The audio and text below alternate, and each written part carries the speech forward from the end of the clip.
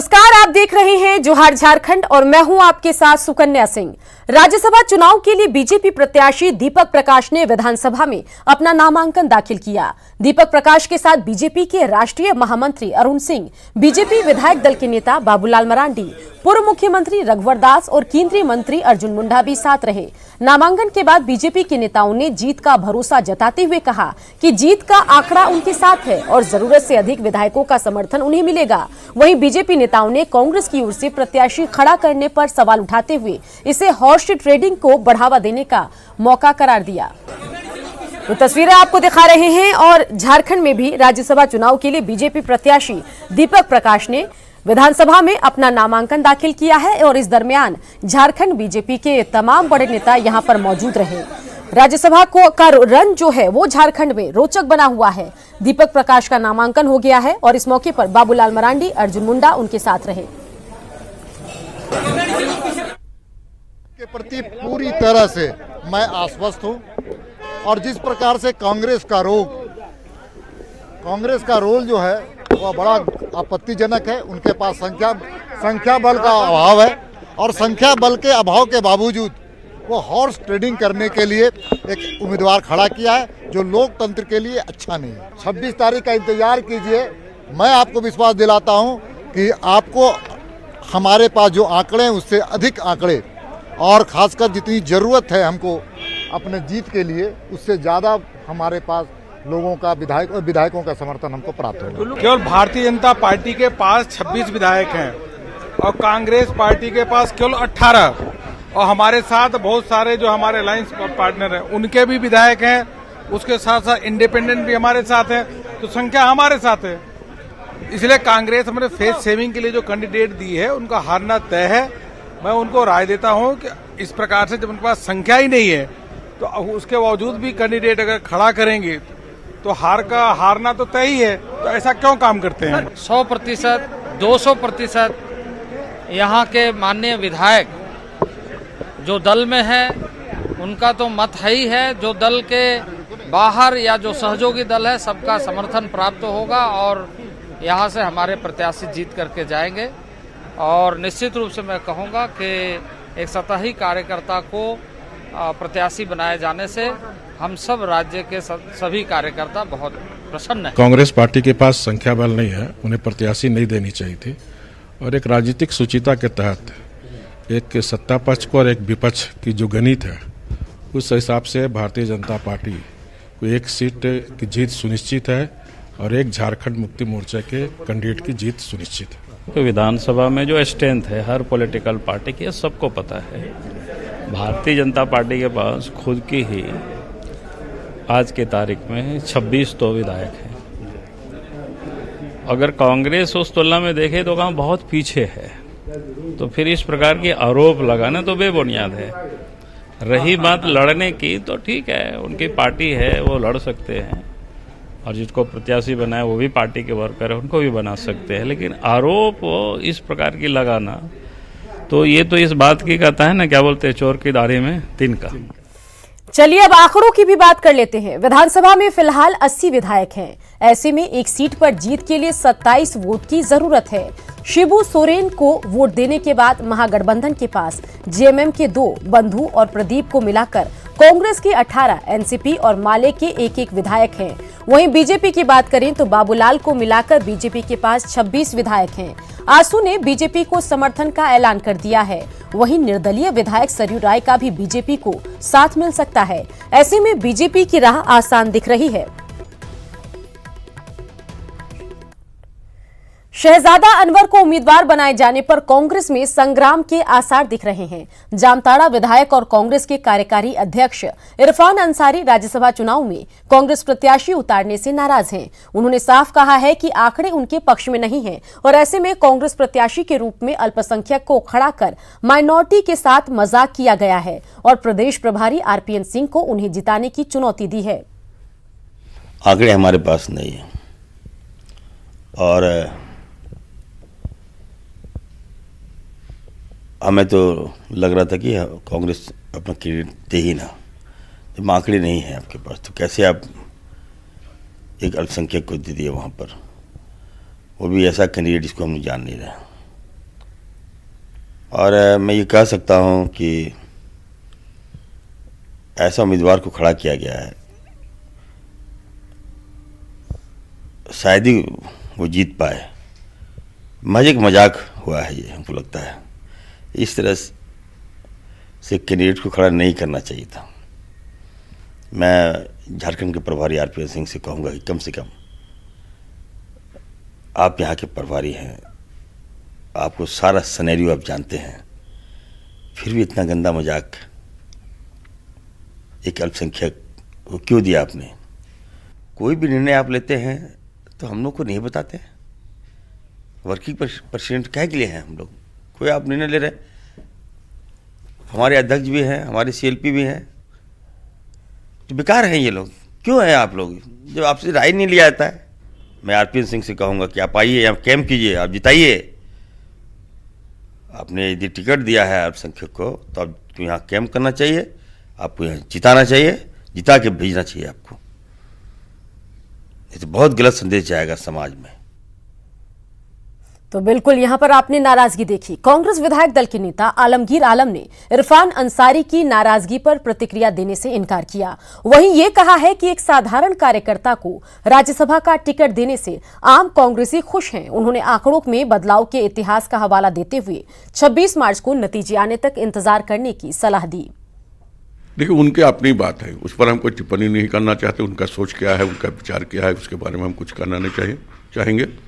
लेकिन ये कहना चाहेंगे केवल एक कार्यकर्ता को टिकट दिया है, ये बहुत बड़ी बात है। झारखंड असेंबली में जब भी राज्यसभा का चुनाव हुआ, हमेशा गणित उलट हेरफेर हुई है।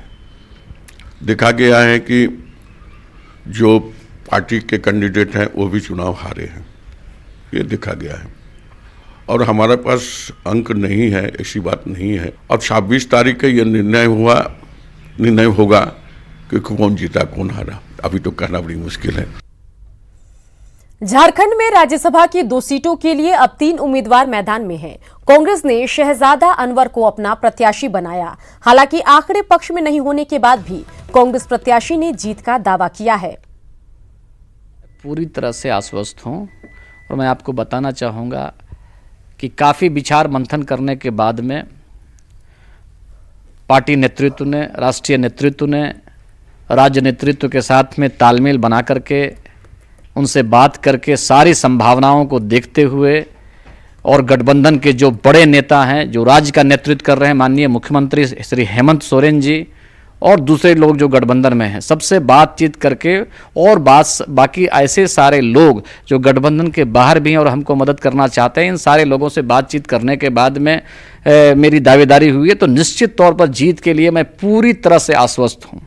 मैं यहाँ का धरती पुत्र हूँ और मेरा ये विश्वास कहता है कि आंकड़े तो हमारे पक्ष में है, अंतरात्मा के आवाज़ में भी विपक्ष में सेंधमारी होगी और जो लोग कल्पना नहीं कर रहे हैं उससे ज़्यादा बेहतरीन प्रदर्शन हमारा होगा।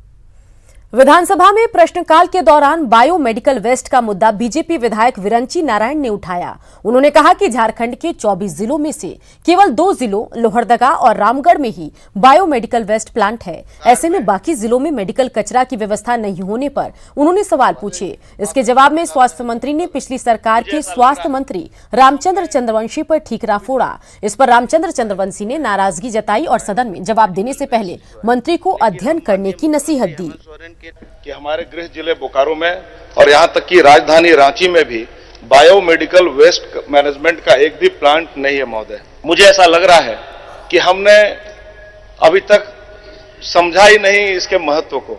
यह पूरी तरह से मानवीय संवेदनशीलता से जुड़ा हुआ विषय है महोदय। अपने विभाग की तरफ से कहना चाहता हूं कि हम गंभीर हैं और जिस बात को आप उल्लेखित कर रहे हैं कि पट्टी और जितना जो है वेस्ट से जो तरह की बीमारियां होंगी, हम सहमत हैं। लेकिन हमारे पूर्व माननीय स्वास्थ्य मंत्री बैठे हैं, उनके कार्यकाल में भी इस पर कोई क्रिया प्रक्रिया नहीं हुई। लेकिन हम माननीय मुख्यमंत्री हेमंत सोरेन के नेतृत्व वाली नई सरकार में मात्र जो है 60 दिन की ये सरकार है, लेकिन आपकी चिंता से ये सरकार चिंतित है और हम लोग इसके समाधान में उचित कदम उठाएंगे, ये हम आपको आश्वस्त करते हैं। मेरा आग्रह है कि कृपया ही अध्ययन करें कि हमने क्या किया है। अभी कुछ नहीं किया है, बदनाम करने चले हैं। जो भी किया हुआ मेरा किया हुआ है, और मेडिकल अगर नहीं अच्छा होता तो हम हिंदुस्तान में फर्स्ट नहीं होता झारखंड का मेडिकल। तो इनको कम से कम कृपया उसके जो है अध्ययन करने की कृपा करें और तब उसके बाद जवाब दें। रामचंद्र चंद्रवंशी के प्रतिकार के बाद स्वास्थ्य मंत्री बन्ना गुप्ता ने भी जवाब दिया। सरकार बहुत गंभीर है और इस पे थोड़ा सा समय दीजिए, लेकिन मैंने हमारे पूर्व मंत्री जी का ना निरादर किया है, ना उनका अपमान किया। मैंने केवल संज्ञान में लाया है कि आपकी सरकार थी और वो गार्जियन स्वरूप है, अभिभावक स्वरूप है, और मैं उनसे सुझाव लेकर आगे बढ़ूंगा। क्योंकि उन्होंने 5 साल काम किया है, उनके सुझाव को हम ग्रहण भी करेंगे। ना मेरा उनको अपमान करने का कोई इरादा है, लेकिन मैं केवल संज्ञान में देना चाहता हूं कि जो चीज के लिए आज आप इतने गंभीर हैं, पर उपदेश कुशल बहुत तेरे, दूसरे को उपदेश देना बड़ा आसान है, खुद में इंप्लीमेंट करना थोड़ा कठिन है। हो सकता है मेरी बात से सदस्य थोड़ा सा नाराज भी होंगे, लेकिन मैं आपकी गंभीरता से सरकार गंभीर है और इस पर जो है बहुत जल्दी हम लोग ठोस निर्णय करके इस पे जो है आगे अग्रिम कार्रवाई करेंगे। डीवीसी के मुद्दे पर शिक्षा मंत्री जगन्नाथ महतो का कहना है कि हेमंत सरकार को बदनाम करने की कोशिश हो रही है। वहीं केंद्र सरकार झारखंड पर बिजली देने का दबाव बना रही है, जबकि बकाया भुगतान पिछली सरकार की जिम्मेदारी है। यदि झारखंड में डीवीसी, एनटीपीसी चाहे कोई भी कारखाना है झारखंड में बिजली पैदा करता तो बिजली झारखंडी को देना होगा। अब केंद्र का कारखाना है, वो बात करते हैं कि पैसा बकाया है, तो पैसा आज के तो बकाया है नहीं, पुराना पैसा बकाया है। हम लोग का बजट चल रहा है, हम लोग बातचीत के जरिए सॉल्व किया जा रहा है कि बातचीत से मान जाओ, नहीं तो झारखंडी अपने नियम अनुसार निश्चित तौर पर पानी, बिजली, रोड जो उनका नहीं है झारखंड का है। हम लोग मुख्यमंत्री जी से बात करके बंद करने के करेंगे। जाओ तुम अपना बिजली ले जाओ अपना घर, यहाँ जरूरत नहीं है झारखंड में। कारखाना ले जाओ दिल्ली, कारखाना दिल्ली ले जाओ। बिजली कटौती से जहां गुरुवार को बोकारो में आम लोगों की समस्याओं को न्यूज 18 ने उठाया था, वहीं हमने ये भी जानने की कोशिश की कि लोगों की और क्या दिक्कतें हैं। वार्ड पार्षद का कहना है कि सबसे ज्यादा महिलाओं को परेशानी हो रही है, क्योंकि बच्चों की परीक्षाएं चल रही है और ऐसे में बिजली विभाग का बिजली काटना ठीक नहीं। यहाँ 18 घंटे में 6 घंटे बिजली मिल रही है और वो भी कब आएगी किसी को पता नहीं। बच्चों अभी खास करके परीक्षा का सीजन चल रहा है, तो इसमें काफ़ी परेशानी है और महिला तो इससे ज़्यादा त्रस्त है, क्योंकि उनको अपना घर भी संभालना है, बच्चों को भी देखना है, और लाइट नहीं होने के कारण बच्चे भी फिर बहाना बनाते हैं कि मम्मी लाइट नहीं है, हमारा पढ़ाई कैसे होगा। और इसमें फिर पानी का भी दिक्कत हो जाता है, घर में मसाला कैसे पिसाएगा। और निश्चित रूप से ये उद्योग और व्यापार के लिए काफ़ी चिंताजनक स्थिति है, क्योंकि वर्तमान में उद्योग और व्यापार ऐसे भी आर्थिक मंदी के दौर से गुजर रहा है, और यदि विद्युत कटौती ऐसे की जाती है 18 घंटे की, तो निश्चित रूप से इसका बहुत ही प्रतिकूल असर उद्योग व्यापार पर पड़ेगा। 18 घंटे का रिस्ट्रिक्शन जो आया गया है वो डीवीसी द्वारा किया गया है 10 तारीख शाम से, और वो आज तक लागू है। जो बिजली की आपूर्ति डीवीसी द्वारा की जा रही है उसी बिजली को हम लोग रेगुलेट करके आपूर्ति कर रहे हैं। चलिए अब कोरोना वायरस को लेकर अब तक के अपडेट जान लेते हैं।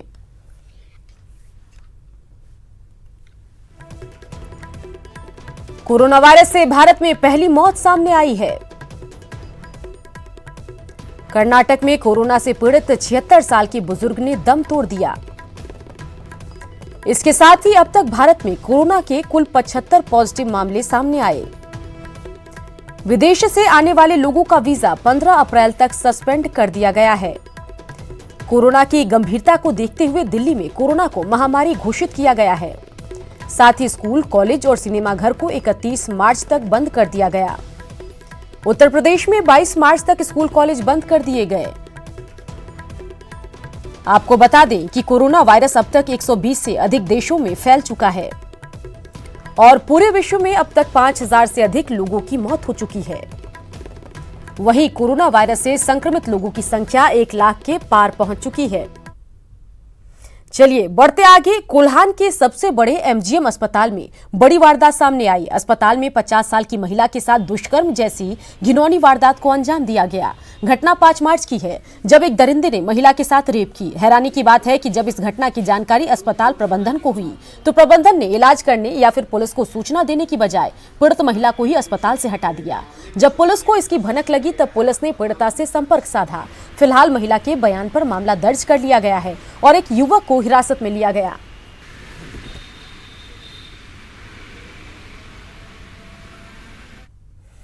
जमशेदपुर के एमजीएम अस्पताल में महिला के साथ रेप मामले की गूंज आज सदन में भी सुनाई दी। बीजेपी विधायक भानु प्रताप शाही ने इस मुद्दे को सदन में उठाया। स्वास्थ्य मंत्री के क्षेत्र में घटित इस घटना को जघन्य बताते हुए उन्होंने सरकार से इस मामले में दोषियों पर कठोर कार्रवाई की मांग की। और चूंकि स्वास्थ्य मंत्री जी अभी जवाब दे रहे थे, आज उनका विषय भी है, जहां से वो एमएलए हैं और जहां के माननीय मंत्री हैं पूरे प्रदेश के, उसी एमजीएम हॉस्पिटल में अध्यक्ष महोदय एक बहुत ही घृणित घटना घटी है। एक महिला के साथ बलात्कार हुआ है और अभी तक कोई कार्रवाई नहीं की जा रही है अध्यक्ष महोदय। शर्मसार करने वाली घटना है। स्वास्थ्य मंत्री के गृह क्षेत्र में हुआ है। हम चाहते हैं कि सरकार संज्ञान में ले, जो भी अपराधी हो उस पर सख्त से सख्त कार्रवाई हो, ये हम कहना चाहेंगे। अब सवाल उठता है कि इतने बड़े अस्पताल में महिला से रेप कैसे हुआ। न्यूज़ 18 सवाल उठा रहा है कि इतने बड़े अस्पताल में महिला से आखिर रेप की वारदात को कैसे अंजाम दिया गया। अस्पताल में सुरक्षा व्यवस्था क्यों नहीं थी। महिला वार्ड में आखिर पुरुष की एंट्री कैसे हुई। इलाज की बजाय महिला को अस्पताल से क्यों हटाया गया। तो सवाल है इस पूरी घटनाक्रम के बाद कि कोल्हान के सबसे बड़े अस्पताल में महिला जो इलाज कराने पहुंची थी उसके साथ बलात्कार जैसी वारदात को कैसे अंजाम दिया गया। क्या अस्पताल में सुरक्षा की कोई व्यवस्था नहीं थी। इलाज की बजाय महिला को अस्पताल से क्यों हटाया गया। तो जैसे ही अस्पताल प्रबंधन को सूचना मिली, महिला को वहां से हटा दिया गया। कोल्हान के सबसे बड़े अस्पताल से ये पूरा मामला सामने आया, जिसके बाद कुछ सवाल उठ रहे हैं। जमशेदपुर के एमजीएम अस्पताल में महिला मरीज के साथ दुष्कर्म का मामला अब तूल पकड़ने लगा है। जिला बीजेपी ने अस्पताल की महिला मरीज के साथ हुए दुष्कर्म मामले की निंदा की। पार्टी ने दोषियों पर जल्द कार्रवाई की मांग की। साथ ही स्वास्थ्य मंत्री बन्ना गुप्ता और अस्पताल अधीक्षक से इस्तीफे की मांग भी हो रही है। जिस महिला के साथ रात को रेप हुआ वो गरीब महिला थी और अभी जाकर के एफआईआर 3-4 दिन पहले होता है, वो भी मीडिया के उजागर करने के बाद होता है।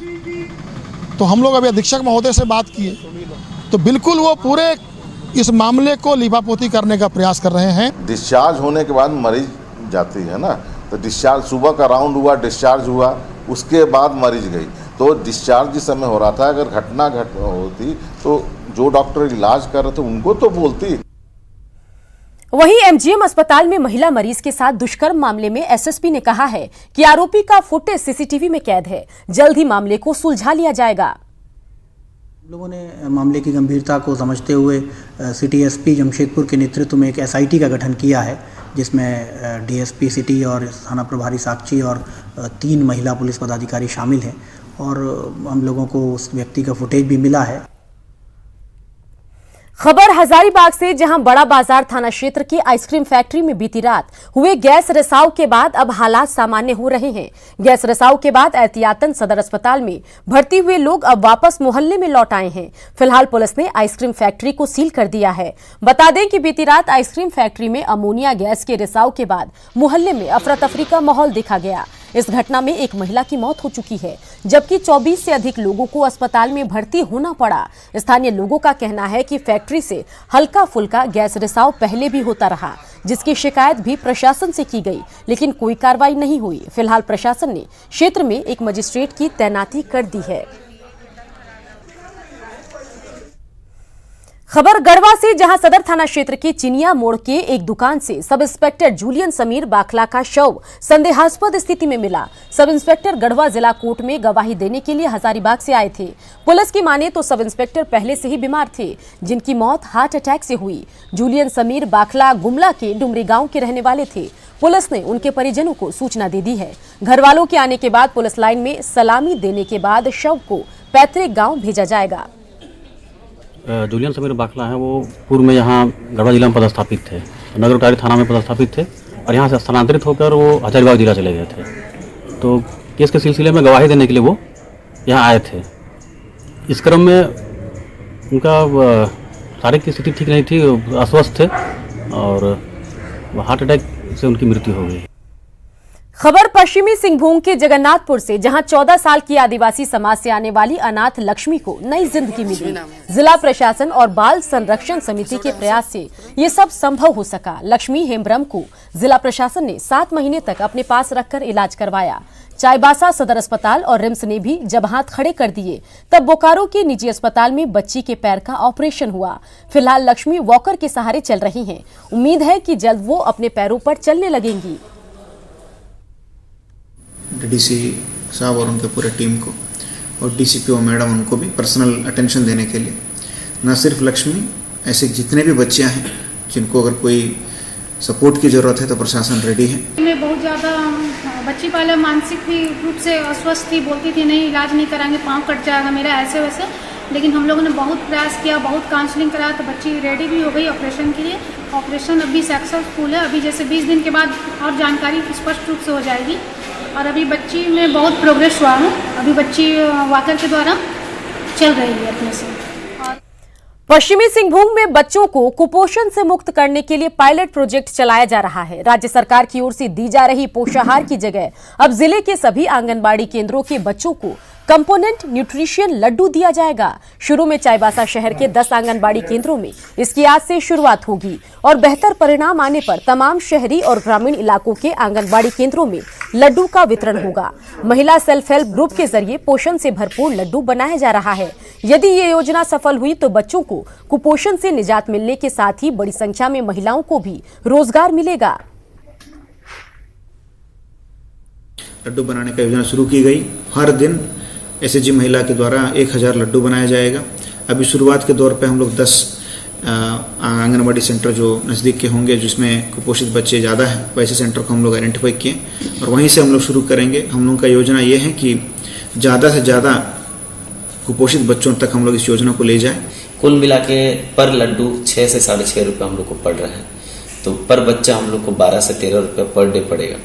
तो हम लोग को लगता है कि 10 आंगनवाड़ी को 2 महीना में पूरा कैटर करने में 2 लाख रुपए में काम हो जाएगा। चक्रधरपुर रेल मंडल ने बिजली आपूर्ति के लिए पायलट योजना का शुभारंभ किया। इसके तहत फिलहाल रेलवे स्टेशनों और आसपास के दुकानों में बिजली आपूर्ति की जाएगी। इसके बाद रेलवे क्वार्टर्स में भी जल्द ही इसे लागू किया जाएगा। इसके लिए रेलवे ने मोबाइल की तरह प्रीपेड रिचार्ज सिस्टम लागू किया, जिसमें उपभोक्ता मोबाइल की तर्ज पर पहले बिजली का भुगतान करेंगे और जितने का भुगतान करेंगे उस हिसाब से उन्हें बिजली सप्लाई होगी और जैसे ही रिचार्ज खत्म होगा बिजली गुल हो जाएगी। फिलहाल रेलवे ने इसे चक्रधरपुर रेल मंडल मुख्यालय से शुरू किया है। इसके बाद टाटानगर स्टेशन, राउरकेला और झारसुगुड़ा समेत तमाम बड़े स्टेशनों और रेलवे की जमीन पर चल रहे दुकानों पर भी प्रीपेड बिजली कनेक्शन लगाया जाएगा। बने रहिए क्योंकि आगे आपको हम दिखाएंगे खबर दोपहर।